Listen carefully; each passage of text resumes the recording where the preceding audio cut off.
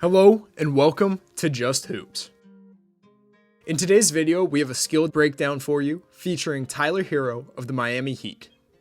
Tyler Herro is one of the most skilled scorers in the NBA, and a big reason and a big thing that he does on a consistent basis is shoot well from the mid-range and just pull-up jumpers in general. So in this video, we're going to take a deep dive into what makes him so successful in his pull-up jumper game. First, let's talk about how he creates space at a really high level. So when it comes to shooting and creating shots for yourself off the bounce, creating space is essential. So in this first clip, look at the use of the drag dribble that creates 2-3 feet, enough space for him between him and Middleton to get off the shot. This use of the handle, use of head fakes, use of ball fakes, use of just overall patience, he does a good job at using his body. Another thing in this clip against Patty Mills, you can see he gets his feet down really quick. That pace at which he got his feet down was essential in making Patty Mills blow by him. In this clip against Io, he does the same thing, gets his feet down quick, and Io is still retreating to the hoop, and he has enough space to rise up and knock down the mid-range jumper. Another thing that he does really well is ball fakes. See, he sells the three, the initial defender blows by, he gets to an open area and knocks it down. Overall, he just does a variety of things at a really high level.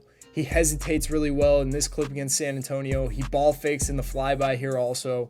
He just does all these little micro skills that add up to him being really good at finding space and creating space for himself to get off these shots. In that clip against Charlotte, he manipulated space and ripped late. In this clip against the Celtics, you can see him change direction, use his shoulder a little bit, get physical, and create space that way with physicality. So overall, you can see that there's no one way of doing it, but space is essential in being a big-time mid-range shooter and a big-time threat from anywhere off of the bounce.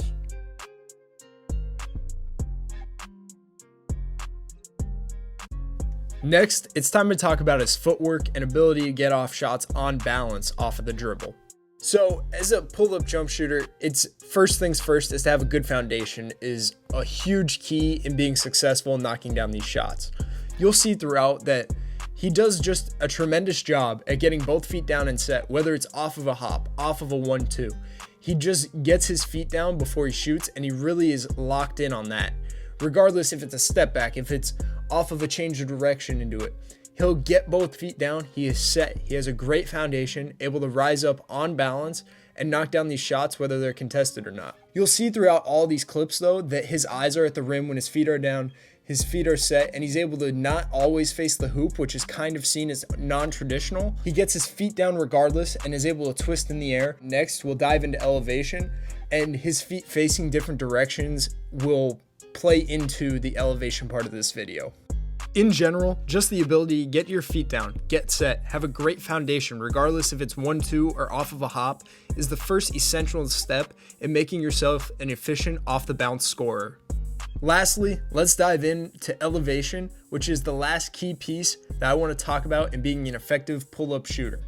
So in these clips, you can see he gets up, he gets his feet down, he's able to rise up and hit these shots over the extended arm of defenders.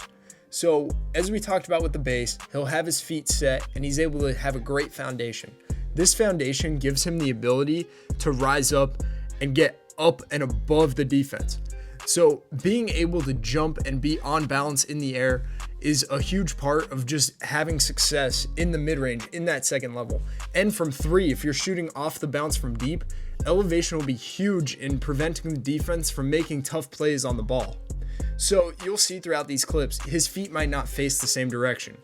He might land and he might be facing the sideline. He might be facing the baseline. He might not always be facing the hoop, but his ability to elevate and twist in the air to get yourself square to the rim is one thing that makes him so hard to guard because he's able to shoot from a variety of angles, a variety of directions. And as a defender, you're not able to calculate that. It takes away space between you and him to guard that.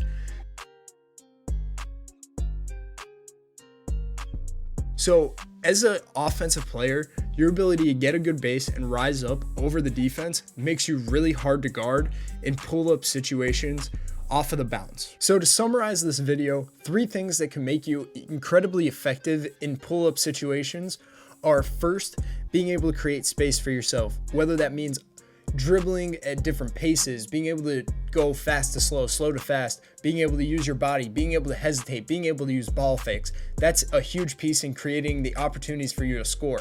Secondly, getting your feet down, having a good substantial base that allows you to get up, even if there is contact, if there isn't space, to get up and elevate, which is the third step, and knock down shots over a contest. So I hope you guys enjoyed this video, learned something about the game of Tyler Herro, and just pull-up scoring in general. For more content like this, please like, subscribe, and share, and we'll catch you guys in the next one.